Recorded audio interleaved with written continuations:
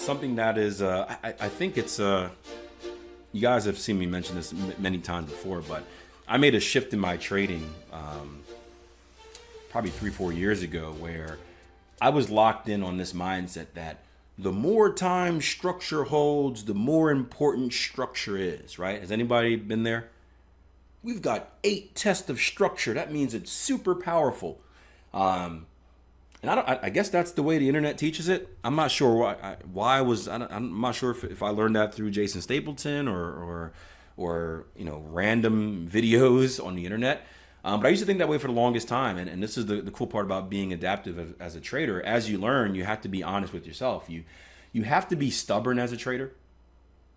Stubborn enough to kind of ignore what other people say, but also open enough to make changes. It's, you guys know I coach track and field, and we have a pretty successful program, and I get asked all the time from coaches, what are you doing? Like, can I sit down with you and pick your mind over the summer because you're doing a great job and I want to replicate that? And I'm like, hell no. I'm just kidding. I'm like, yeah, sure. There's no secret in it. But it's. I think a lot of coaches, they don't get the most out of their athletes because they're stuck in a single way of thinking, right? You have to do it this way, right? There are proven ways that work in the market. There are proven ways that work in training. In fact, we talked about this a few days ago with lifting, right? If you want to get stronger, right, lift heavy stuff. If you want to get more explosive, move heavy stuff faster, right? I think we can all agree on that. But we also know that everyone's body adapts differently. And I forgot who it was. It might have been Mitch was talking about, hey, like I swole up real quick, right? If I do low reps with heavy weight. And me, I was the opposite. I'm like, that doesn't affect me at all. It makes me stronger, but I don't bulk up. And so many coaches get stuck in this one way of coaching where it's like it has to be this way, and then they try to fit their athlete into that way. Where I do the exact opposite. I have a general philosophy, just like I have a general philosophy on the market. I have a general philosophy on how to get faster, how to build speed, how to build power, how to build explosiveness, right? It's no secret. There's a wrong and a right way to do it.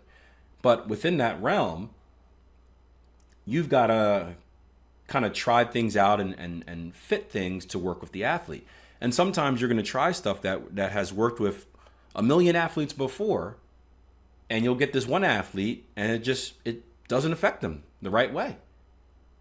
And in that situation, what do you think you have to do? Do you have to keep trying to fit that square peg into the round hole? Or do you adapt? You have to adapt. You have to be open and say, okay, well, this is my way of doing it, but maybe it's not working. Let me try something different.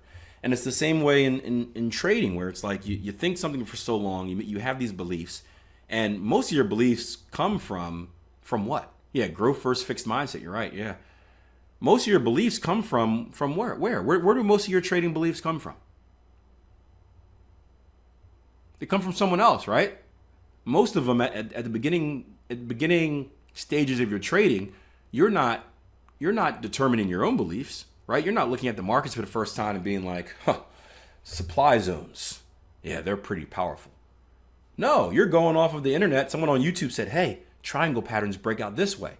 So now your belief is set, right? The unconscious incompetence, right? Okay, triangle patterns belief is that you're go this way. You're going off of someone else's word.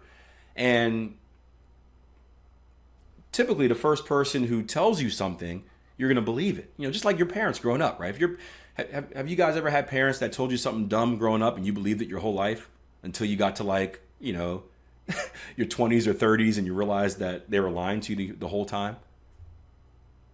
Like, yeah, the sky is blue because it reflects the water. You're like, yeah, and you're telling everyone that, and you go to school and you tell your professor, oh, I know why the sky is blue, because it's a reflection of the water. And they're like, no. You're like, well, yeah, it is. My dad told me. No, Akil, it's not.